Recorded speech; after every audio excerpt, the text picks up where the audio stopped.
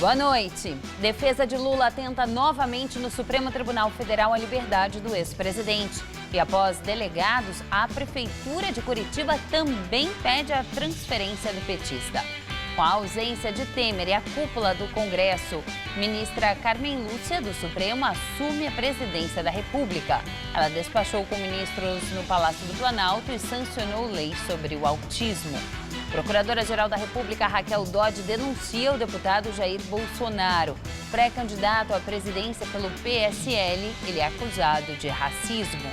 Mensagens da cúpula do BNDES lançam suspeitas sobre ajuda milionária a grandes empresas, entre elas a JBS Friboi.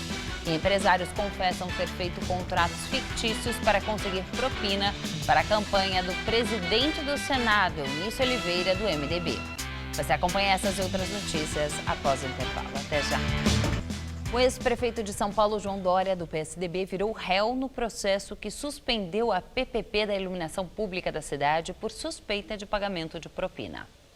Além do ex-prefeito João Dória, também são réus na ação a FM Rodrigues, que venceu a licitação suspeita de fraude, a empresa Cid Construtora e a Prefeitura de São Paulo. Na decisão, que ainda é provisória, a Justiça suspendeu o contrato da chamada PPP da iluminação, o que já tinha sido recomendado à Prefeitura pelo Ministério Público Estadual. A suspeita é de que a FM Rodrigues ganhou a concorrência depois de pagar propina a funcionários públicos do Departamento de Iluminação da Prefeitura, o Ilume. Bem, essa ação foi movida por 5 cidadãos e, se for julgada procedente, Dória, as empresas e a Prefeitura de São Paulo podem ter de ressarcir o município por eventuais prejuízos. Depois de identificadas e detidas pela polícia, 2 pessoas confessaram a participação na pichação do pátio do colégio, no centro histórico de São Paulo. E uma terceira está sob investigação. O vídeo feito por Isabela Tellerman Viana, de 23 anos, apreendido e divulgado pela polícia, mostra os preparativos para a ação. Depois caminham pelas ruas do centro, cruzam com uma viatura da Polícia Militar. Em frente ao pátio, trocam de roupa para disfarçar a identidade e começam a pintar as paredes de vermelho. Isabela foi ouvida pela polícia após divulgar posts sobre o caso nas redes sociais. Ela confessou que participou da pichação. Através do depoimento, os investigadores chegaram ao codinome de um dos parceiros, Mia. Ele seria João Luiz Prado Simões França, de 33 anos. Um velho conhecido na Delegacia de Crimes Ambientais. Já é investigado em um inquérito por pichar lojas de luxo e bancos. Confessou não só o vandalismo no pátio do colégio, como também as pinturas no Monumento às Bandeiras e na estátua do Borba Gato em 2016. Em um perfil no Instagram, há imagens dele usando a técnica do extintor e tintas em ovos. Quase sempre o desenho leva a sigla MIA, no inglês Massive Legal Arts, algo como artes ilegais pesadas. Em 2013, a fachada do prédio da TV Gazeta, da Fundação Casper Libero, foi pichada com a sigla. A foto também está no mesmo perfil. A polícia investiga a participação de João neste caso. Vários objetos relacionados à pichação foram apreendidos pela polícia. Aqui as latas de tinta, inclusive a vermelha, extintores de incêndio que eram usados para borrifar a tinta forte e alto nas paredes, máscaras para disfarçar as identidades. A polícia, os suspeitos alegaram motivação ideológica, mas eles vendiam fotografias dos monumentos pichados. Essa, do Monumento às Bandeiras, custava R$100. Em um site de uma galeria online, a mesma foto é anunciada por mais de R$2.000. A galeria Casa Jacarepaguá, localizada em São Paulo, lista Mia como um dos artistas representados.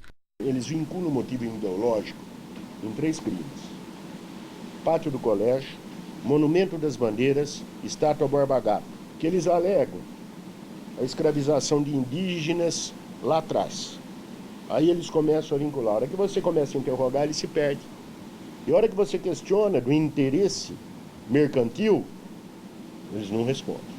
A restauração no pátio do colégio começa na segunda-feira e deve durar cerca de 10 dias. Os suspeitos foram soltos ontem mesmo porque pichação é um crime ambiental considerado de menor potencial ofensivo, com pena de 6 meses a 1 ano de detenção, que geralmente é convertida em medidas alternativas. A prefeitura prometeu aplicar uma multa de R$10.000. Com a ausência de Michel Temer e da cúpula do Congresso, ministra Carmen Lúcia assume a presidência da República. Temer passou a presidência para Carmen Lúcia na base aérea de Brasília. Depois embarcou para o Peru, onde participa da Cúpula das Américas. A presidente do STF fica no cargo até amanhã, quando Temer retorna ao Brasil. Ela é a quarta na linha sucessória e assume interinamente porque o presidente da Câmara, Rodrigo Maia, do DEM, e do Senado, Eunício Oliveira, do MDB, também estão em viagem ao exterior. Se ficassem no país e assumissem a presidência, os dois estariam impedidos de disputar as eleições em outubro, de acordo com a legislação eleitoral. Maia foi para o Panamá e Eunício ao Japão. A última vez que um ministro do Supremo assumiu a presidência da República foi em 2014. Ricardo Lewandowski comandou o país na ausência de Dilma Rousseff e do então vice Michel Temer por 2 dias. Na agenda, Carmen Lúcia recebeu autoridades no Palácio do Planalto e sancionou o Dia Nacional da Conscientização sobre o Autismo. Começou hoje no Peru a 8ª edição da Cúpula das Américas. A organização espera reunir líderes de 20 países. O presidente Temer já está em Lima. As relações comerciais e diplomáticas dos Estados Unidos com outros países do continente americano devem ser pontos importantes de discussão. Trump, que é o primeiro presidente americano a não participar da cúpula, enviou a filha dele, Ivanka Trump, e o vice-presidente Mike Pence. Eles devem participar das discussões sobre imigração, embargos e protecionismo econômico protagonizados pelo governo americano nos últimos 2 anos. A questão do combate à corrupção também deve dominar a agenda do encontro. A ideia é adotar um compromisso de chefes de Estado de aumentar a cooperação dos países. A crise na Venezuela também será um dos assuntos importantes da cúpula, já que o país enfrenta a pior crise econômica e social da sua história. Michel Temer chegou hoje cedo ao Peru para participar da cúpula. E depois da primeira rodada de reuniões da Cúpula das Américas, o presidente falou com a imprensa. Questionado se as discussões sobre corrupção gerariam desconforto ao governo brasileiro, Temer negou. É um tema que enaltece o governo brasileiro, porque no governo brasileiro e no Brasil, as instituições funcionam com toda a regularidade. Você veja que não há um impedimento sequer a qualquer apuração relativa a este assunto. Então é uma coincidência absoluta em relação ao tema e aquilo que se opera no nosso país, né? Reportagem da revista Época revela mensagens de integrantes da cúpula do BNDES e lançam suspeitas sobre aportes milionários a grandes empresas, entre elas a JBS Friboi dos irmãos Batista. Em uma das mensagens trocadas pelo WhatsApp, Sérgio Foldes Guimarães, que chefiou o Departamento do Mercado de Capitais e, posteriormente, a área internacional do BNDES, questiona Otávio Viana, um outro funcionário do comando do banco, se Maria Silvia Bastos Marques, que tinha acabado de assumir a presidência da instituição financeira, faria trocas no comando de cargos importantes. Viana responde que, devido a erros da gestão petista, os diretores seriam trocados. Em outro trecho, Viana questiona sobre qual seria a reação de Maria Silvia sobre um aporte de R$1 bilhão do BNDES à JBS Friboi. Os valores foram considerados duvidosos pelos técnicos do Tribunal de Contas da União, que apontaram superfaturamento no preço pago por ação. E destaca ainda que o caso da JBS Friboi é escandaloso. As mensagens foram extraídas pela Polícia Federal do celular de Foldes, apreendido em 12 de maio do ano passado. Tanto ele quanto Viana são investigados na Operação Bullish. Foldes ocupou cargos de chefia por mais de 10 anos durante gestões petistas. As provas sigilosas incluem ainda trocas de e-mails entre o ex-presidente do BNDES, Luciano Coutinho, e o empresário Marcelo Odebrecht. Em uma das mensagens, Coutinho chega a prometer ao Odebrecht que se empenharia em destravar o financiamento para as obras da Arena Corinthians, o Itaquerão. Agora o material será usado para abrir uma nova frente de investigação na Operação Bullish, desta vez sobre a Odebrecht. Inicialmente, ela mirava apenas os aportes da JBS Friboi. A Procuradora-Geral da República, Raquel Dodge, denunciou hoje ao Supremo o deputado Jair Bolsonaro. O pré-candidato à presidência da República pelo PSL é acusado de racismo. De acordo com a chefe do Ministério Público, durante uma palestra no Clube Hebraica, no Rio, em abril do ano passado, Bolsonaro fez ofensas contra a população negra e a indivíduos pertencentes às comunidades quilombolas. Já o filho dele, o deputado federal Eduardo Bolsonaro, também foi denunciado por ameaçar uma jornalista. A PGR pede que o parlamentar pague uma indenização de R$400 mil por danos morais coletivos. Se condenado, Bolsonaro pode cumprir pena de 1 a 3 anos de prisão. O deputado federal já é réu em outras 2 ações semelhantes, uma movida pela Procuradoria-Geral da República e outra pela deputada Maria do Rosário, do PT. Ao portal UOL, Bolsonaro disse que vai se posicionar assim que a denúncia for apresentada formalmente. O parlamentar também disse desconhecer o caso envolvendo o filho. O pré-candidato à presidência passou mal hoje quando voltava de Roraima e teve que ser levado a um hospital. De acordo com a assessoria, ele teria ficado sob o sol forte durante uma carreata.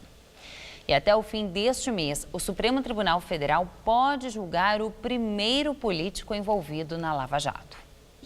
É o caso do deputado federal Nelson Meurer, do PP. O revisor da ação penal é o ministro Celso de Mello. Ele deve liberar o voto nos próximos dias.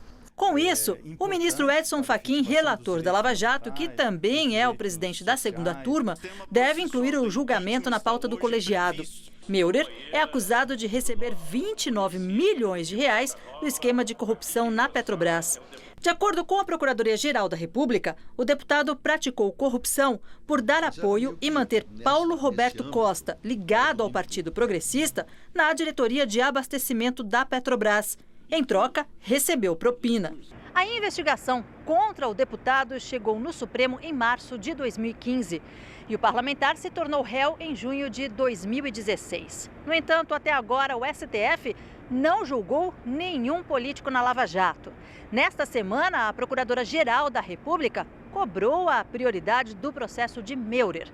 Raquel Dodge alegou que, se o parlamentar não for julgado, pode ocorrer a prescrição, quando o Estado perde o direito de punir. O parlamentar nega as acusações e disse que o julgamento não o preocupa.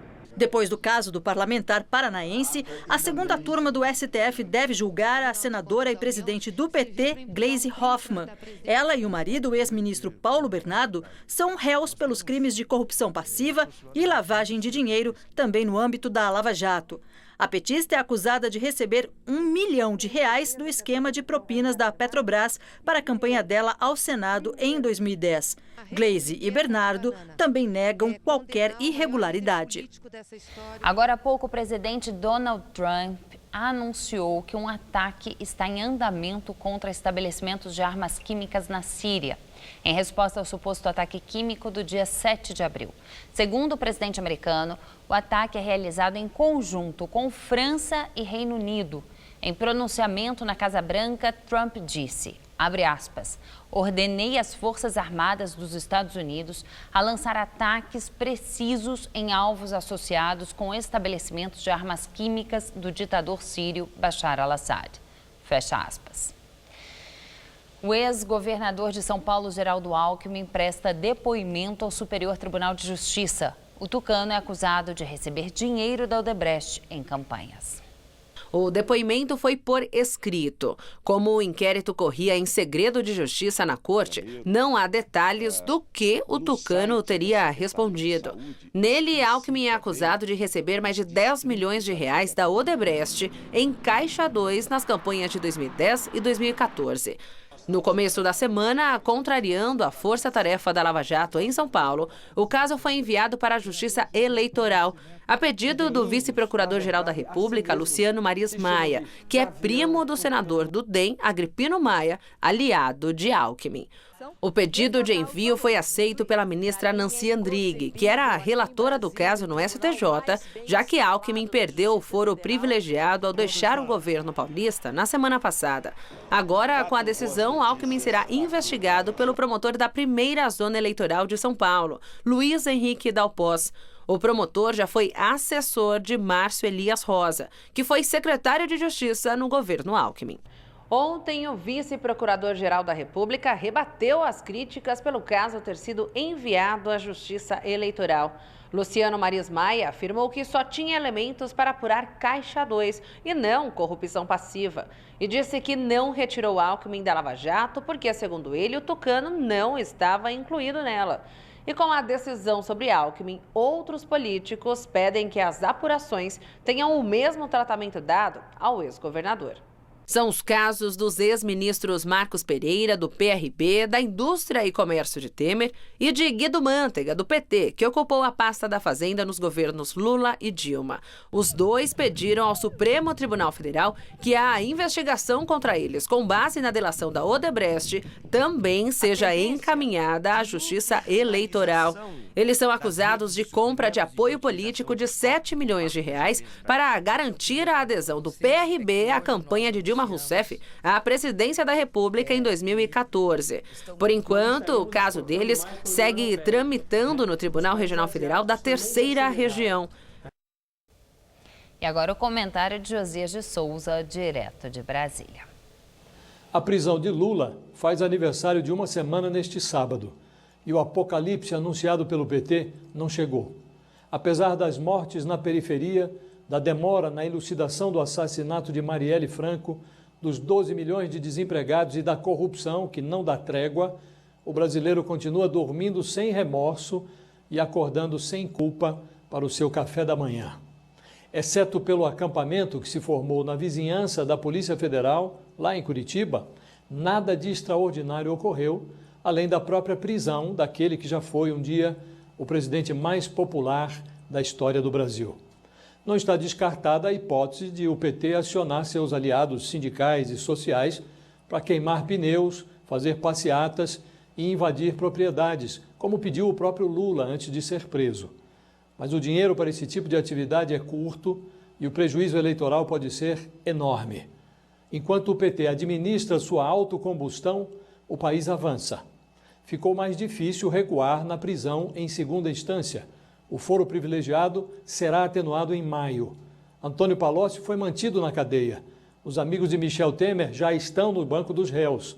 Aécio Neves deve se tornar réu na terça-feira que vem.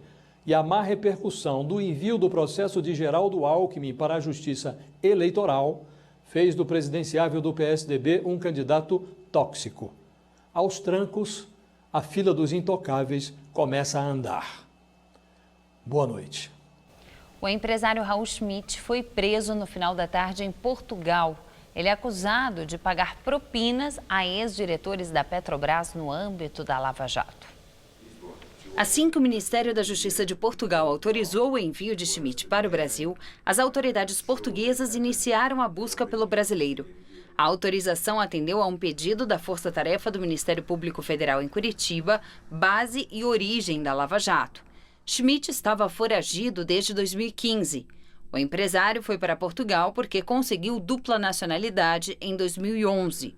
Preso em março de 2016, fez um acordo com o judiciário português para responder o processo de extradição em liberdade.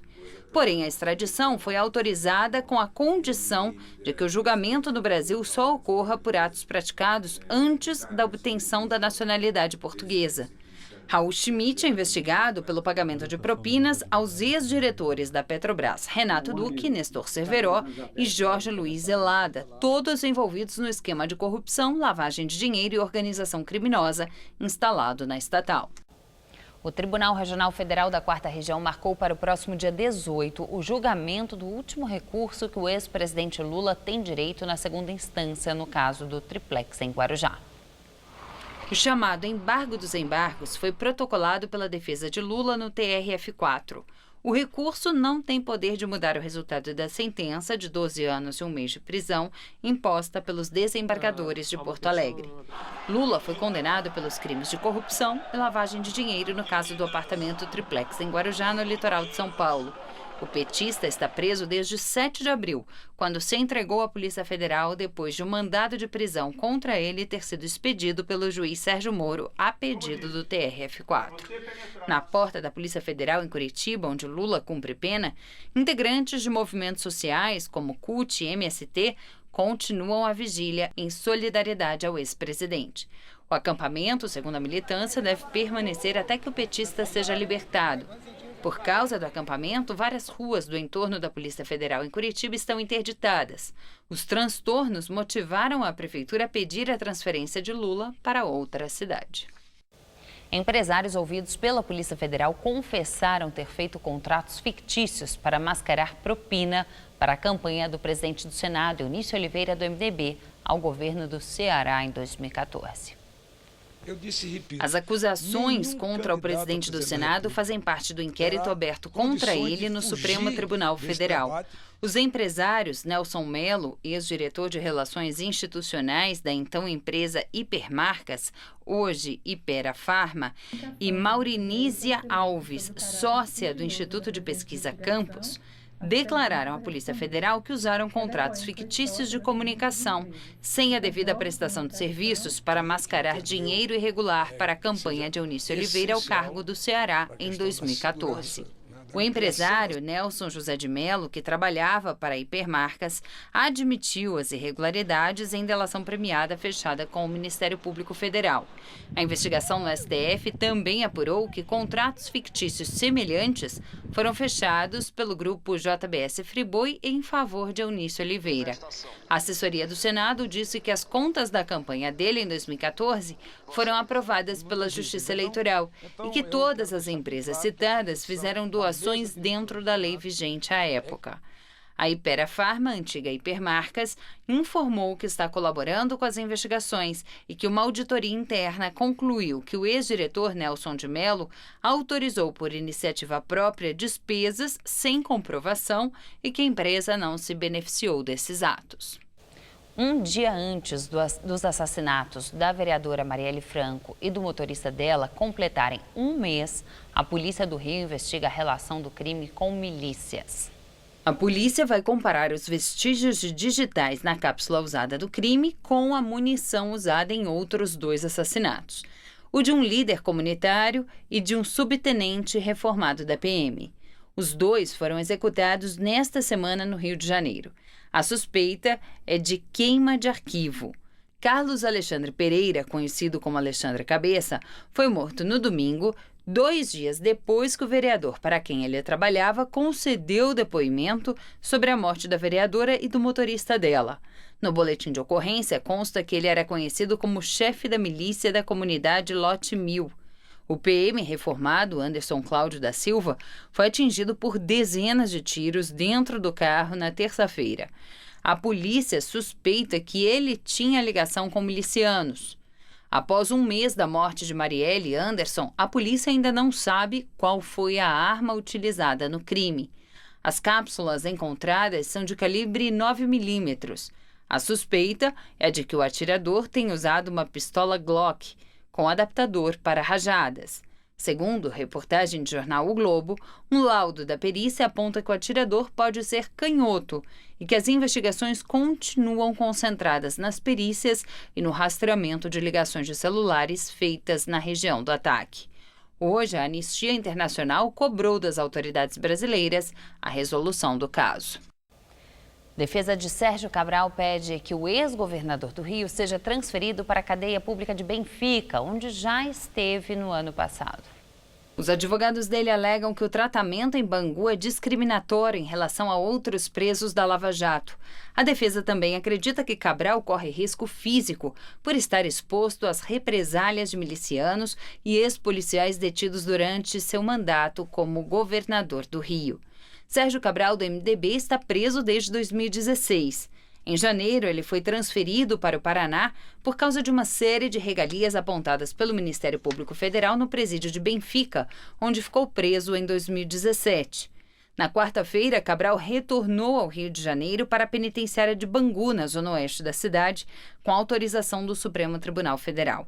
As penas do ex-governador já somam 100 anos. Sérgio Cabral ainda é réu em 23 processos na Justiça Federal e Estadual. O governo do Equador confirmou a morte da equipe de reportagem sequestrada na fronteira com a Colômbia no mês passado. O presidente equatoriano Lenín Moreno havia dado o prazo de 12 horas para uma prova de vida dos 2 jornalistas, Javier Ortega e Paul Rivas, e do motorista Efraín Segarra, do jornal El Comércio, sequestrados em 26 de março. Esgotado o prazo, Moreno afirmou que os serviços de inteligência do país confirmaram a morte da equipe e que o exército equatoriano vai retomar os trabalhos nas fronteiras dos 2 países para agora recuperar os corpos. Já o exército colombiano apontou dissidentes comandados pelo equatoriano Walter Artízala, conhecido como Guaco, como responsáveis pelo sequestro. O dólar fechou em alta e alcançou a maior cotação desde dezembro de 2016. A moeda americana avançou 0,59% e fechou cotado a R$ 3,42. E voltamos a falar do anúncio do presidente americano Donald Trump sobre a ordem de ataque à Síria. Em pronunciamento agora à noite, horário de Brasília, Trump disse, em referência ao ataque de 7 de abril em Duma, abre aspas, esse massacre foi uma escalada significativa em um padrão de uso de armas químicas por aquele regime terrível. O mal e o ataque desprezível deixaram mães e pais, bebês e crianças se debatendo de dor e ofegando por ar. Essas não são ações de um homem, elas são crimes de um monstro. As agências internacionais confirmaram diversas grandes explosões estão sendo ouvidas em Damasco e colunas de fumaça sendo vistas na região. Nós ficamos por aqui. A edição de hoje pode ser vista no site do Jornal da Gazeta. Uma boa noite para você. Fique agora com Rony Von no Todo Seu. Até segunda.